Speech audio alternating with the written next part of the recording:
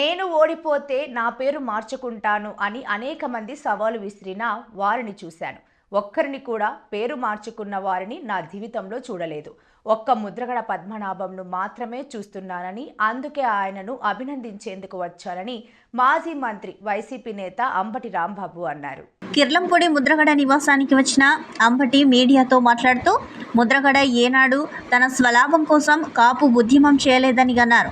ఇచ్చిన హామీని నెరవేర్చమని గత టీడీపీ ప్రభుత్వంలో ఉద్యమం చేపడితే ఆయన అనుచరులపైన కేసులు పెట్టడం జరిగిందని అన్నారు. సవాల్ ఓడిపోతే పేరు మార్చుకున్న ఆయనను స్వయంగా అభినందించాలని ఇక్కడికి రావడం జరిగిందని అన్నారు. ఆయన మార్చుకున్న దగ్గర నుంచి ముద్రగడ పద్మనాభ రెడ్డి గారు ఎందుకు మార్చుకున్నారు? ఒక సవాలును స్వీకరించి తాను పేరును మార్చుకున్నారు. నాకు ఊహ తెలిసిన దగ్గర నుంచి చూస్తున్నాను, మీరు కూడా ఊహ తెలిసిన దగ్గర నుంచి చూస్తుంటారు.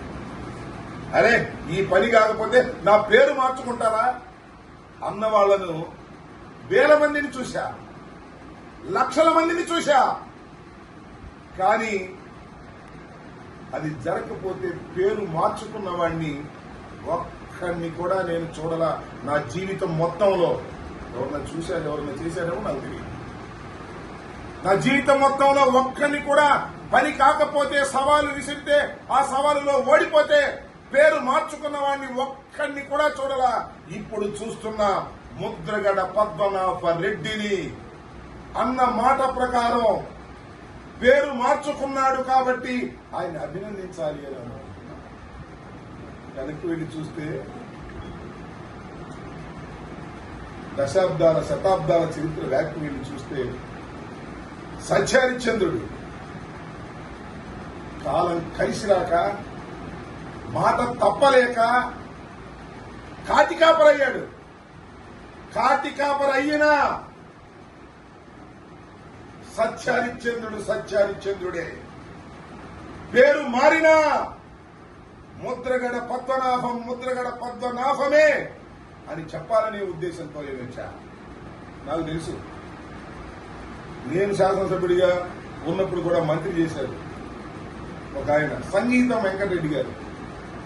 పుట్టుకతోనే ఆయన పేరు సంగీతం గారి హత్యకు ముందు ఒక చరితాత్మకమైనటువంటి మీటింగ్ విజయవాడ నడిబొడ్డులో కాపునాడు పేరుతో జరిగినప్పుడు ముద్రగడ పద్మనాభం గారు తెలుగుదేశంలో ఉన్నారు.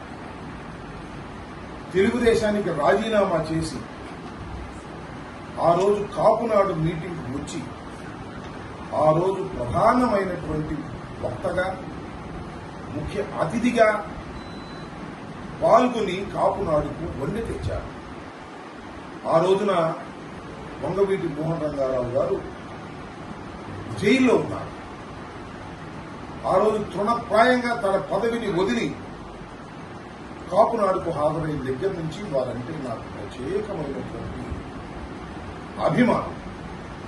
అంతేకాదు, అనేక సందర్భాలలో మొండిగా వ్యవహరించేవారు, ఘాటుగా వ్యవహరించేవారు, ఆవేశపడేవారు. చాలా సందర్భాలలో కాపుల కోసం, కాపుల్లో నిరుపేదల యొక్క యువకుల్ని ముందుకు తీసుకువెళ్లాలని ప్రస్తుత ముఖ్యమంత్రి నారా చంద్రబాబు నాయుడు గారు కాపుల రిజర్వేషన్ చేస్తాను అని అధికారంలోకి వచ్చిన తర్వాత ఆ రిజర్వేషన్లకి ఆయన ఏమాత్రం ప్రయత్నం చేయనప్పుడు ఉవ్వెత్తున ఉద్యమం లెగిచింది అంటే దానికి కారణం ముద్రగడ పద్మనాభం గారు. ఒక మాటలో